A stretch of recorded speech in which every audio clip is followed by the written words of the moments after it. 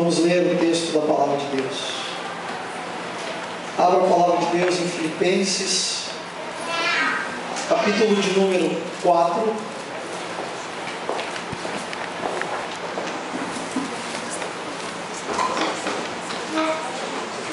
Filipenses, obrigado, Paulo. Capítulo de número 4, versículos de número 10 até o 14, melhor, até o 13, perdão, 10 a 13. Um texto que certamente vocês já devem ter escutado alguma meditação acerca dele. Filipenses 4, 10 a 13. Ora, muito me regozijei no Senhor por finalmente reviver a vossa lembrança de mim. Já vos tinhais lembrado, mas não tinhais tido oportunidade. Não digo isso como por necessidade, porque já aprendi a contentar-me com o que tenho. Sei estar abatido e sei também ter abundância. E em toda maneira e em todas as coisas estou instruído, tanto a ter fartura como a ter fome, tanto a ter abundância como a padecer necessidade. Posso todas as coisas em Cristo que me fortalece. Os irmãos podem sentar.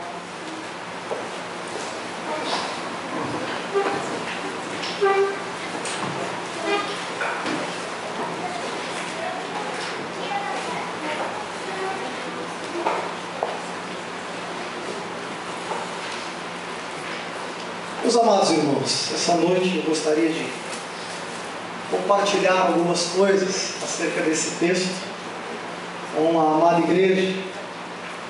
Eu sempre tenho o costume de anotar algumas coisas em alguns dos livros que eu utilizo para a mensagem, mas hoje eu tive que trazer o livro porque não tive tempo para anotar essas referências que eu gostaria de fazer depois no transcorrer da nossa mensagem nessa noite. Bem, meus irmãos, eu quero iniciar dizendo alguma coisa bem pessoal antes de trazer a palavra realmente, ou propriamente dita a todos vós. Primeiro é que nós estamos no início de um ano novo. Primeira coisa, quero situar vocês quanto à minha alma, quanto aos meus sentimentos. Eu não sei por que cargas d'água, já compartilhei isso inclusive com alguns irmãos aqui. Final de ano para mim, para a minha pessoa, sempre é muito complicado. Pelo mês de outubro em diante, a minha alma começa a ficar, não diria angustiada, mas apertada. Eu não sei se eu tenho problema com finalização das coisas.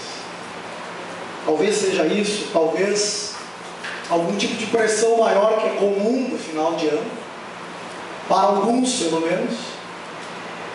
E esse ano em especial nós tivemos toda essa movimentação aqui no Jardim Botânico, essa movimentação onde o nosso pastor Leon foi transferido para outro distrito, e em especial, graças a Deus, Deus nos enviou o irmão Rodrigo.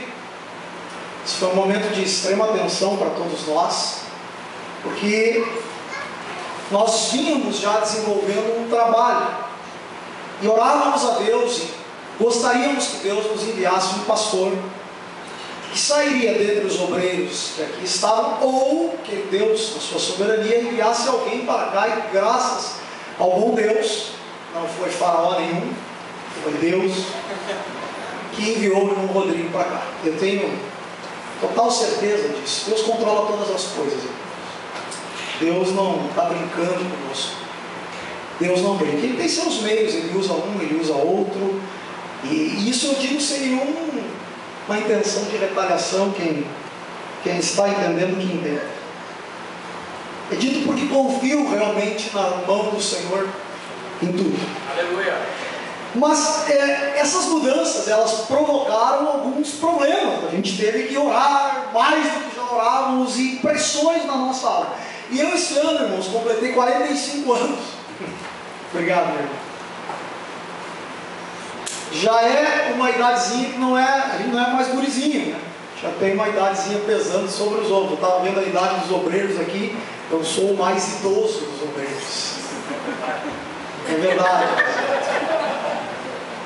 Talvez não no espírito, mas em idade cronológica sim. E quando a gente faz 45 anos ou mais, ou sei lá, né? Cada um tem a sua medida, ou começa a sentir aquela crise de meia-idade, ou os anos começam a pesar. Tem gente que começa antes dos 45 ou dos 40, aí não tem uma definição. E nós começamos, e eu acredito que você também faça isso, e creio firmemente, quanto mais idoso você se torna, mais idosa, você vai pensando mais naquilo que eu quero trazer essa noite para uma meditação. A gente vai medindo a nossa vida, não mais como nós medíamos antigamente, mas sim pelo tempo ainda que nos resta de vida, dentro de uma perspectiva, né? A gente faz uma perspectiva, vou viver tantos anos, né? Deus é quem não sabe quantos dias nós vamos viver, mas a gente começa a refletir e ver a vida de uma maneira um pouquinho diferente. E eu penso, meus irmãos, que essa emoção do final de ano toda que me toma, essa pressão que toma a minha alma, fez com que eu parasse e refletisse algumas coisas. E a gente começa daí a refletir sobre planos que a gente fez, projetos que não deram certo, deram errado. Foram projetos que não aconteceram. Nós começamos a questionar sobre algumas atitudes que nós tomamos no passado e que redundaram em erro, em problemas que hoje estão refletindo dentro do nosso presente. Nós começamos com questionamentos, com algumas dores, e a minha pergunta essa noite é: quem é que nunca passou por isso aqui? Só talvez os bem jovens que ainda não projetam ou não têm sobre seus ombros um grau de responsabilidade tal. Não com isso estou dizendo que alguém que seja jovem não tenha responsabilidade. Estou dizendo que geralmente aqueles que têm uma idade não tão avançada têm um número menor de responsabilidade sobre seus ombros. Mas também acredito que há jovens aqui que questionam estas coisas que eu estou falando essa noite.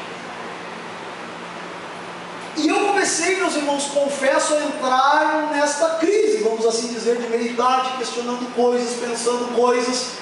E nesses momentos a gente começa às vezes a olhar coisas que deixamos de fazer, coisas que gostaríamos de ter avançado, projetos como isso, e não conseguimos olhar nem um vislumbre para o futuro para estas coisas. E a minha alma começou, de certa forma, a ficar um pouco amargurada.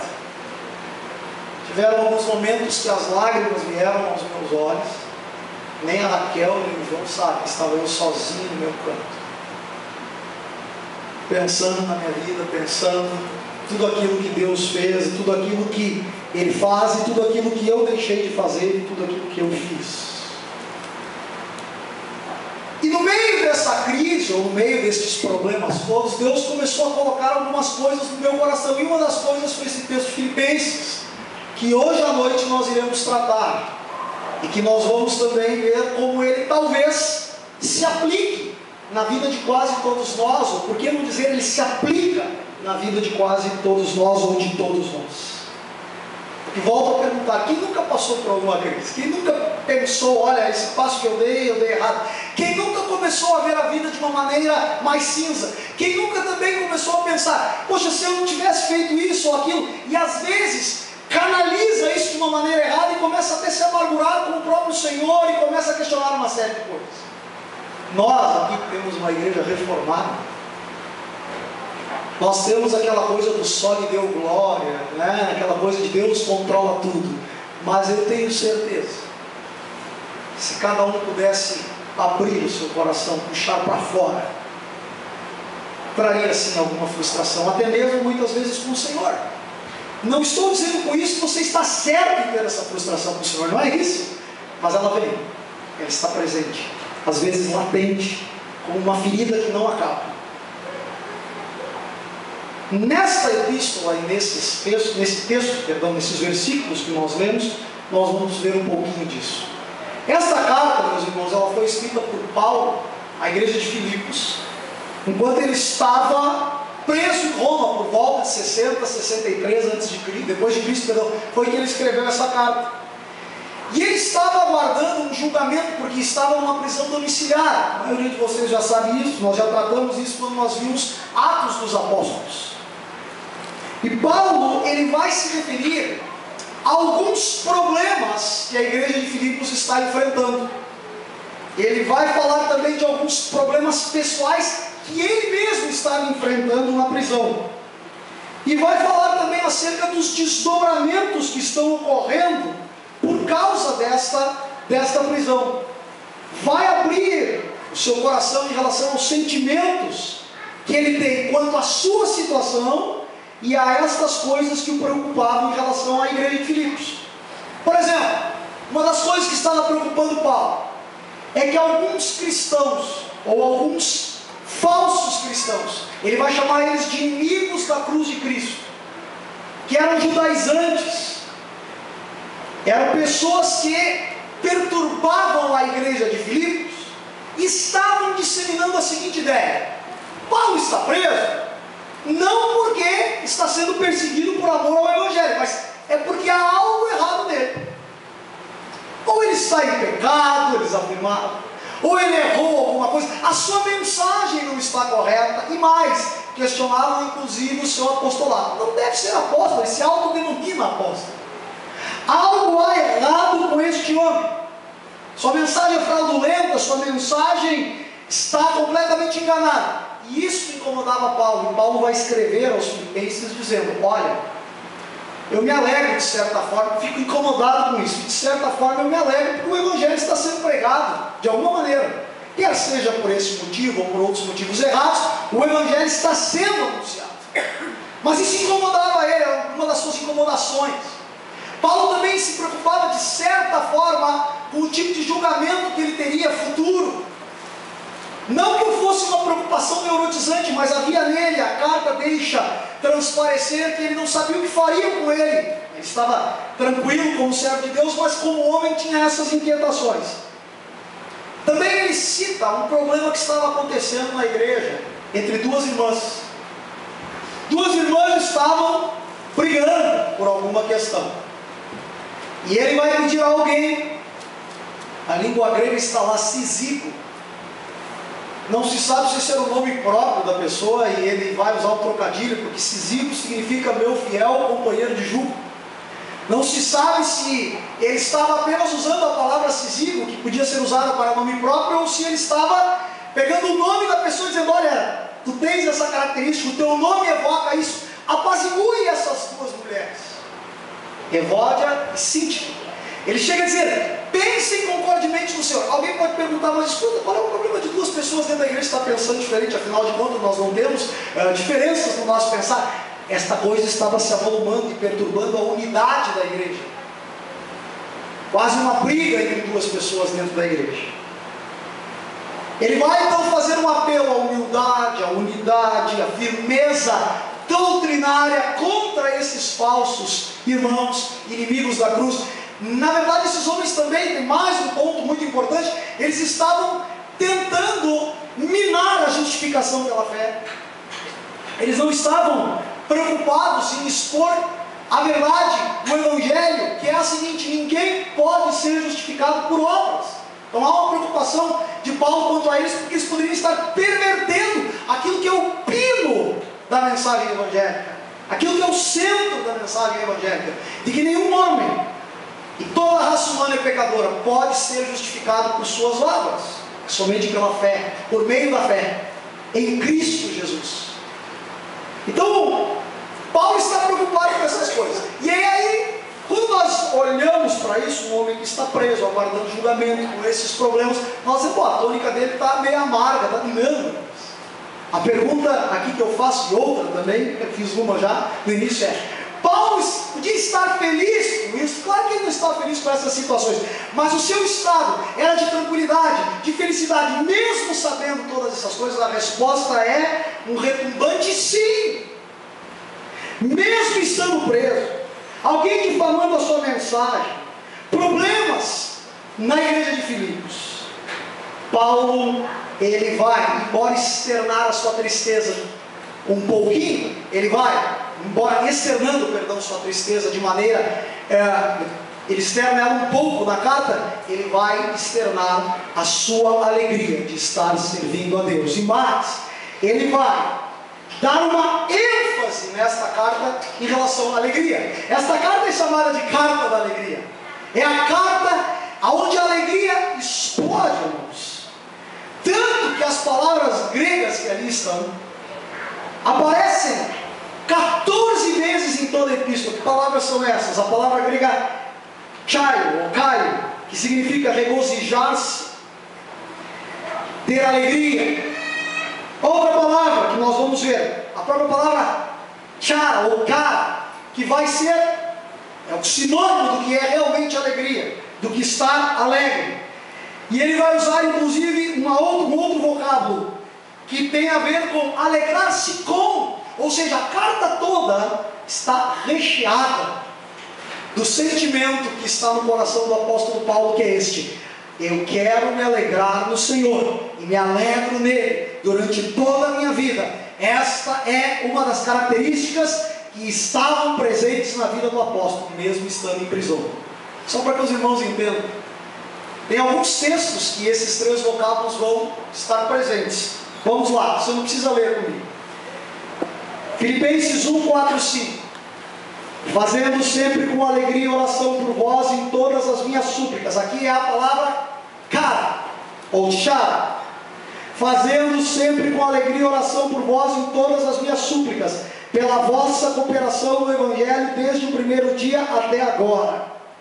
Filipenses 1, 25. Permanecei com todos vós para proveito vosso e gozo na fé. 2:2. Completai o meu gozo, para que sintais o mesmo. 2:29. Recebei-o. Aqui ele está falando em relação a Epafrodito, pois do Senhor com todo gozo. 4:1. Portanto, meus amados e muito queridos irmãos, minha alegria e coroa. Depois ele continua. Ele vai dizer agora algumas coisas acerca de, usando esse vocábulo shai, ou kai. Contanto que Cristo, Filipenses 1,18, contanto que Cristo seja anunciado de toda maneira, ou com fingimento, ou em verdade, nisto me regozijo e me regozijarei ainda. 2,17, e ainda que seja oferecido por libação sobre o sacrifício e serviço da vossa fé, folgue e me regozijo com todos vós. 2,18, e vós também regozijai-vos e alegrai-vos comigo por isto mesmo. 2,28, por isso vou-lo enviei mais depressa, para que vendo-o outra vez, vos regozijeis. 3:1, resta, irmãos meus, que vos regozijeis no Senhor. 4:4, regozijai-vos sempre no Senhor, outra vez digo, regozijai-vos. E por último, a palavra sucairo, suchairo, que ele vai dizer o seguinte, vai usá-la, nesses versículos 2:17. E ainda que seja oferecido por libação sobre o sacrifício e serviço da vossa fé, folgo e me regozijo com todos vós. E por último, no 2:18, e vós também regozijai-vos e alegrai-vos comigo por isto mesmo. Quantas vezes Paulo está chamando a atenção para essas palavras, e no sentido de nós vivemos uma vida em alegria, regozijando no Senhor. Ele vai falar isso várias vezes. Observem, meus irmãos, que Paulo, nesses versículos que nós lemos, não está obliterando de maneira nenhuma a realidade dos seus sofrimentos. Ele deixa claro os seus sofrimentos em toda a carta. Ele não está fazendo aquele exercício quase paranoico daquele irmão que uma vez eu contei, né? Aqui já, aliás, várias vezes já furou disso. O irmão que chutou a pedra e deu glória a Deus. O irmão estava fazendo uma trilha com o pastor Rodrigo. Quem contou isso para nós foi o pastor, até doutor em teologia, esteve ali em Canoas, Antônio Siqueira. Contou que estava fazendo uma trilha no meio do mato com o irmão sem querer chutou uma pedra. Glória a Deus! Ele disse. Aí o pastor olhou para ele e disse: que foi, irmão? Aconteceu algum arrebatamento de sentidos? O que houve? Ele disse: não, irmão, em tudo dá graças. Meu dedão está sangrando, mas aleluia. Não é isso, né, meus irmãos? Meu dedão está sangrando, eu começo a dizer ai. Paulo era normal, era esquizofrênico, né? Graças a Deus por isso. João Lucas me disse, né? Desculpa aqui minha referência ao Star Wars, mas ser Sith parece ser mais humano do que ser Jedi, né? O Jedi não pode ter sentimento, o Jedi não pode casar, coitado, né? O Jedi não pode isso, o Jedi não pode aquilo. Os Siths não, né? Tem sentimentos, tem dores, expressam sua raiva, sua tristeza. Não. Então, nós temos muito de um budismo às vezes dentro do cristianismo, né? Não pode isso, não pode expressar, não pode doer, ai, ui, ai, ou uma esquizofrenia, dá um chute na perna, glória a Deus! Não é isso que o Evangelho propõe, não é isso que Jesus propõe. Jesus viu o seu amigo morto, sabendo que iria ressuscitá-lo daqui a pouquinho, chorou, folgou, alegrou-se. Tenho dito, né, um pouco é a culpa de Hollywood, né? Vemos Jesus assim, quase que se matando, se levantando 2 dedinhos. Eu nunca entendi esse negócio dos 2 dedinhos, né? Levantando 2 dedinhos aí. Eu vi um filme uma vez que Jesus, para fazer um milagre, fez bem assim, irmão. Parecia que estava doendo para fazer aquele milagre. Então as pessoas têm uma ideia distorcida dos sentimentos dos cristãos. Paulo, meus irmãos, não vai obliterar a sua dor, ele vai dizer: está ruim aqui na prisão, está doendo. Ele não está deixando os seus sofrimentos de lado, mas em meio a estes sofrimentos, em meio à dor, em meio aos problemas, ele está exultando e exaltando a alegria em Cristo Jesus. Glorificado é o seu nome. E ele está conclamando aos filipenses a viverem felizes em Cristo, a serem, como diz John Piper, satisfeitos em Cristo, nele apenas. Vamos dar uma olhadinha nos versículos. Peguem a Bíblia, olhem de novo o que ele vai dizer. Vamos ler 10. Ora, muito me regozijei no Senhor por finalmente reviver a vossa lembrança de mim, pois já vos tinhais lembrado, mas não tinhais tido oportunidade. Aqui Paulo está se referindo a uma oferta que a igreja de Filipos mandou a ele para as suas necessidades. E Paulo não é como desses apóstolos de hoje que está preocupado em ganhar dinheiro, não. Tanto que no versículo 17 ele vai dizer o seguinte: olha, eu estou feliz porque o fruto de vocês está sendo manifesto. Agora veja bem, eu estou feliz porque vocês estão cuidando de mim e eu quero manifestar isso. O termo alegrei-me ou regozijei-me é aquele mesmo termo que nós usamos antes, char. Ele está feliz por aquilo que Deus está dando a ele. Que mais? Versículo 11. Olhem a manifestação de contentamento do apóstolo em meio às lutas. Não digo isto como que por necessidade, pois já aprendi a contentar-me com o que tenho. Paulo não está aqui sendo alguém que oblitera o que está passando, mas ele está dizendo: em meio às lutas, eu me contento no Senhor. É interessante, meus irmãos, que a palavra contente aqui na língua grega é a palavra autarquis. A autarquia vem daí, que quer dizer suficiente, satisfeito. Ele está satisfeito com o que tem e com o que é. E ele vai adiante. Lá, aliás, perdão, deixa eu só fazer um retrocesso. No versículo 6 desse mesmo capítulo, Paulo vai fazer uma ligação com essa história, essa ideia de estar contente. Ele vai dizer: não andeis ansiosos por coisa alguma. Ele estava contente, satisfeito, e ele dizia: não andem ansiosos. Ansiedade é uma característica dessa nossa época, é uma característica das pessoas que vivem hoje. E ele vai dizer, para aquela época: não andem ansiosos. A palavra grega ali, merigna, eu acho muito interessante essa palavra, que significa atrair em diferentes direções, ter um cuidado ansioso, se distrair, enfim, inquietar-se. Paulo está dizendo no versículo 6: não estejam inquietos, mas descansem no Senhor, contentem-se em toda e qualquer situação. E ele vai dizer adiante: porque eu sei o que é estar abatido, e sei também ter em abundância. Em toda maneira, em todas as coisas estou instruído, tanto a ter fartura como a ter fome, tanto a ter abundância como a padecer necessidade. A palavra, em outras traduções, não usa a palavra abatido, mas usa humilhado no versículo 12. E ali a palavra grega é tapeiros, que significa tornar baixo, ao trazer para baixo, trazer para a terra, nivelar. É de onde vem tapete. Uma vez eu e o João estávamos no culto, um pastor disse: você já experimentou o que é ser um tapete? Paulo era como um tapete muitas vezes, era humilhado. Interessante que a Bíblia diz aqui que Paulo passa fome, ele está dizendo isso, e eu já falei sobre isso aqui na igreja. Tem muitos irmãos que pensam assim: o crente nunca pode estar humilhado e nem passar por problemas nenhum, muito menos fome. Já fui moço e velho, e aí cita aquele versículo, né? E nunca viu um justo mendigar, e nem a sua descendência o pão. Então parece que Deus falhou com Paulo aqui, estava com fome. O texto não está dizendo, do Antigo Testamento, que nós nunca vamos passar por problemas. Ele está dizendo que mesmo em meio aos problemas, Deus nos sustentará. Nós precisamos começar a reler a Escritura, meus irmãos, a entender que nós não estamos isentos, vivendo uma vida ufanista, que não vamos ter problemas, no final tudo dará certo. Nem sempre dá como nós queremos, mas dá sob a ótica de Deus. E por último, ele vai dizer ainda nesse versículo: eu sei o que é ser honrado.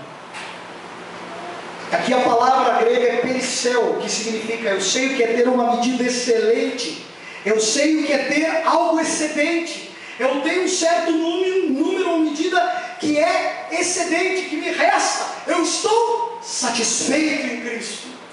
Olha isso, irmãos, ele está numa prisão, com problemas, sabendo do seu futuro, sabendo dos problemas que assolam a igreja de Filipos, e a sua própria alma está sendo assolada, assim como a minha é de vez em quando, assim como a sua é.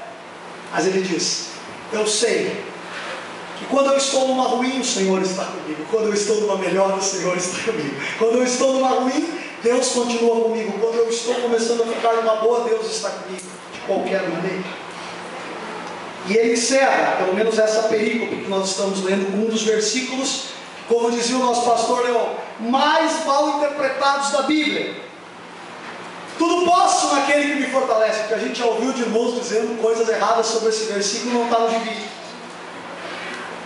Mas a verdade aqui, e eu gosto muito da tradução da Nova Linguagem de hoje, é essa. Eles fizeram essa tradução e para mim isso resume o que Paulo quer dizer no versículo 13. Com a força que Cristo me dá, posso enfrentar qualquer situação. Vou repetir.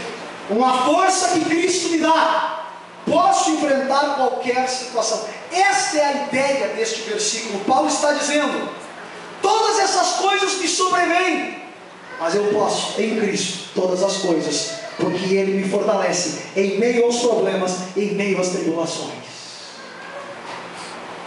O que nós podemos aprender com isso, meus irmãos, essa noite, para encerrarmos? Primeiro, precisamos aprender a nos alegrar no Senhor, em meio às tribulações que passamos em nossa vida, quer na família, quer no trabalho, quer na igreja, quer na nossa sociedade. O cristão passará por tribulações, e ele não é convidado a passar por essas tribulações com uma atitude resignada, mas crendo e contentando-se com a soberania divina. Uma das coisas que eu mais bati no fim do ano, quando estávamos nesse limbos, quem virá para cá? Eu dizia: Deus é soberano. Nós pregamos isso o ano inteiro. E agora? É blá blá blá o que nós pregamos? É blá blá blá? Eu dizia: calma, Deus já estava trazendo o irmão Rodrigo para cá. Ele é soberano. Ele sabe o cuidado que Ele tem com esta congregação, com cada um de nós. E não fosse o irmão Rodrigo, ele traria outro com o cuidado dele. Se o cuidado dele não coadunasse com aquilo que nós pensamos que é cuidado, e nós olhássemos e disséssemos assim: mas poxa, ele estaria cuidando do mesmo jeito. Ou nós começamos a crer nisso,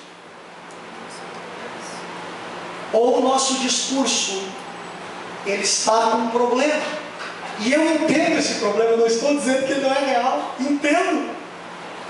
Mas aos poucos, devagar, em cada pormenor da sua vida, quer nas coisas mínimas, até as coisas máximas, nós precisamos exercitar a fé. Eu sei que não é fácil, meus irmãos, mas nós precisamos aprender isso, confiar no Senhor. Quando nós entendemos que todas as para que nós sejamos moldados à imagem de Cristo, e que também nos levam ao contentamento em Deus e só nele.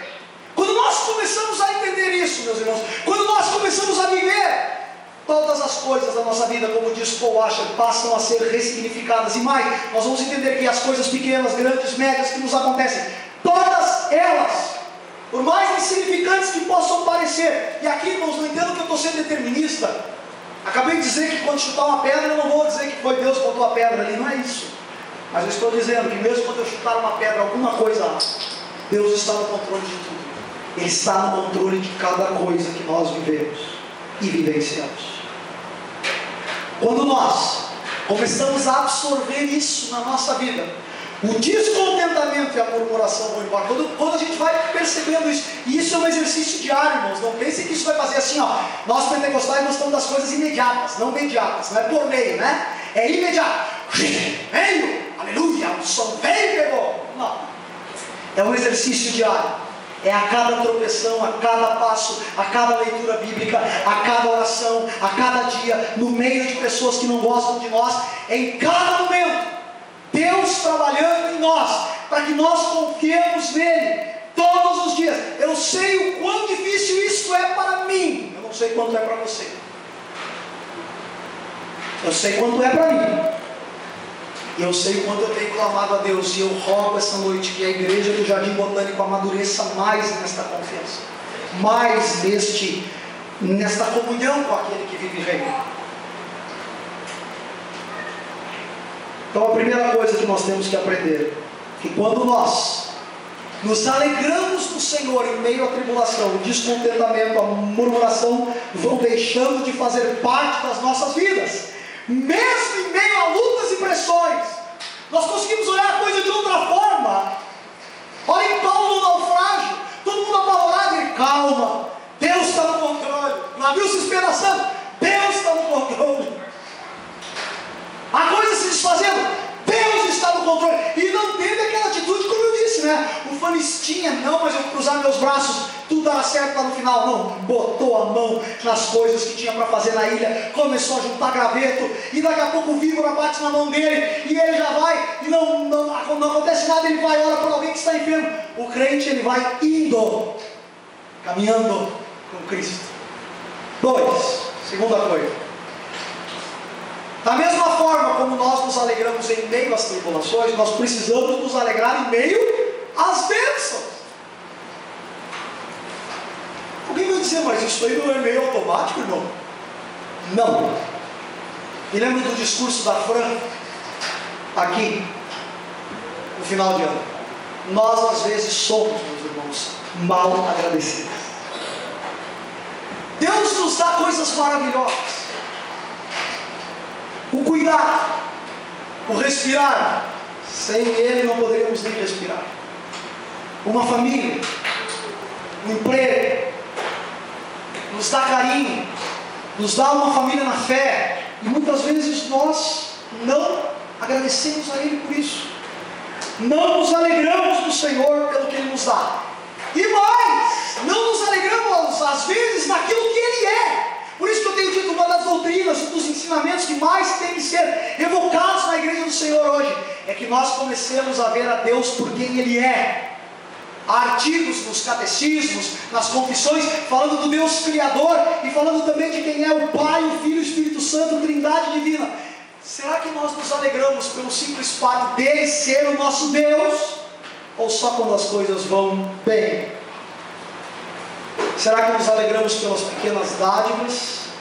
Precisamos então também aprender a sermos agradecidos nos momentos de bonança. Às vezes nós nos esquecemos disso. Paulo não esqueceu, ele diz: obrigado, Filipenses, vocês me mandaram uma oferta que está me sustentando. Obrigado. Que Deus abençoe vocês. Isso vai nos treinar, meus irmãos, no momento de alegria, até porque é mais fácil, para que nós reconheçamos, como diz o Catecismo de Heidelberg, que Deus, Ele nos cuida, Ele é um Deus provedor, e isso nos trará paciência na hora da adversidade, quando nós reconhecemos na hora da bonança o que Deus faz por nós.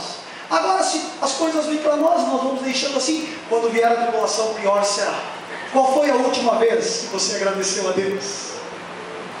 Por coisas que Ele faz e por quem Ele é. Terceiro, aceitação, meus irmãos, e eu já estou encerrando. Não significa estagnação, porque alguém pode pensar assim: irmão, então tu está pregando o seguinte, né? Nós temos que aceitar tudo lá. Não é isso. O descontentamento que nós possamos ter na vida, nunca, ouçam isso, deve ser com Deus. Nunca. Podemos expressar a Ele os nossos descontentamentos? Sim, devemos. Lançando sobre Ele, no grego está ali, arremessando toda a vossa ansiedade. Deus não quer ninguém neurótico, já disse isso. Agora, o descontentamento, mesmo quando nós dizemos: Deus, eu estou chateado, acho que tu não agiu assim, sabe? Nós precisamos nos lembrar: Deus é perfeito, Deus não erra, Deus não muda. Agora, nós sim podemos estar descontentes conosco. Devemos mudar. Há áreas em nossas vidas que nós vamos estar descontentes conosco mesmo, quando olhamos para nós mesmos. E essas áreas devem ser mudadas. De que forma? Devemos clamar, pedir a Deus que Ele nos mude, nos ajude a mudar, sermos orientados por Ele, através da oração e da palavra. A palavra de Deus, os luteranos dizem que ela é um espelho, meus irmãos. Você tem que se olhar na palavra, eu tenho que me olhar na palavra. Às vezes eu estou às vezes não, sempre eu estou me queixando, como diz a própria Bíblia, dos meus próprios pecados. Não é de Deus que eu tenho motivo algum para me queixar. É dos meus erros, do meu mau caminhar. E a Escritura tem que nos fazer enxergar isso. A oração tem que fazer com que nós ouçamos a voz de Deus dizendo: mude. E façamos isso sem estar descontentes, mas com contentamento. Levemos os nossos descontentamentos e deixemos que eles nos mostrem o que fazer. E durante esse período de mudança, estejamos contentes, por mais difíceis que esses momentos sejam para nós, porque Deus, quando começa a tocar em nós, dói. Mude aqui, mude ali, aí isso gera descontentamento. Deus está nos dizendo: seja contente neste momento também. Eu estou te transformando, eu estou mudando a tua vida para a glória do meu nome. Deus está trabalhando em nós, estejamos contentes por isso. Ele mesmo traçou tudo para nós. E este é o equilíbrio entre aprendi a viver contente e posso todas as coisas naquele que me fortalece. E por último, precisamos acreditar que Deus tem dado tudo o que nós precisamos para este momento, estando contentes com a nossa família, trabalho, passado, futuro e lutas.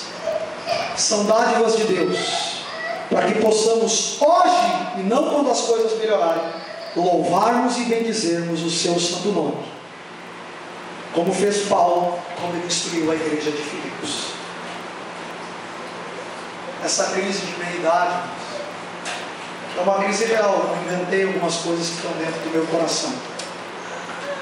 E talvez na crise daqueles que não têm meia-idade mais, mas já passaram dela, e na crise daqueles que estão enfrentando algum problema, certamente todos nós enfrentamos. O meu convite, o melhor convite de Paulo, é que você, não com uma atitude neurótica, robotizada, como se você fosse uma máquina que se coloca uma moedinha e você vai fazer aqui, ou com aquelas emulações da glória a Deus, meu irmão, não. Mas que você aprenda a contentar-se com a vida que você tem, com o momento que você está passando, e não ficar estagnado naquilo que você entende que está errado, que precisa mudar, buscar em Deus e continuar avançando para a glória do nome dele, deixar que a palavra mude a sua vida. E quando Deus começar a trabalhar, não ter essa atitude de murmurador, essa atitude horrorosa que muitas vezes nós temos. Mas irmão, tu estás dizendo que a gente ainda não cresceu? Irmãos, não estou dizendo nada, eu estou dizendo que eu sei como é a natureza humana, porque eu sei quem eu sou. Nós somos assim. Mudemos, confiemos, alegremos, regozijemos, mesmo que as coisas não pareçam bem, mesmo que elas não estejam bem. Há um Deus soberano, Criador dos céus e da terra, que cuida de cada detalhe da minha e da tua vida. Igreja do Jardim Botânico, descanse nisso, e que esse ano possamos, junto com o nosso novo pastor, desenvolvermos um contentamento tal que as pessoas digam: o que há neles? Que se contentam, mesmo em meio à dor, mesmo em meio às dificuldades, estão sempre contentes. Não obliteram suas dores, não varrem a sujeira para debaixo do tapete, mas contentam-se com aquele que vive e reina para todo sempre. Aleluia. Sentadinho mesmo, curva a sua cabeça. Senhor, nos ensina a nos contentarmos em Ti. Nos ensina em meio às nossas crises, questionamentos, dores, problemas da nossa alma. Quer estejamos passando por crises ou não, a nos contentarmos em Ti. Não um contentamento que nos leve à estagnação, mas um contentamento que nos faça entender que Tu controla todas as coisas, e naquilo que nós, e só nós, estamos errados, nos ajude a mudar, Senhor. E que também, quando Tu começares a mexer em nós, que façamos isso sem murmurar, sem gemer, mas com alegria. Que façamos isso com toda a alegria do mundo. Não uma alegria esquizofrênica, mas uma alegria que pode dizer: Senhor, dói, mas eu sei que é para a Tua glória e que Tu estás me transformando para a glória do Teu nome. Abençoe o Jardim Botânico, que possamos ser contentes em Ti, Senhor, independente de qualquer situação. Muito obrigado por tudo que Tu tens falado ao nosso coração. Nós oramos e agradecemos em nome de Jesus. Amém. Amém.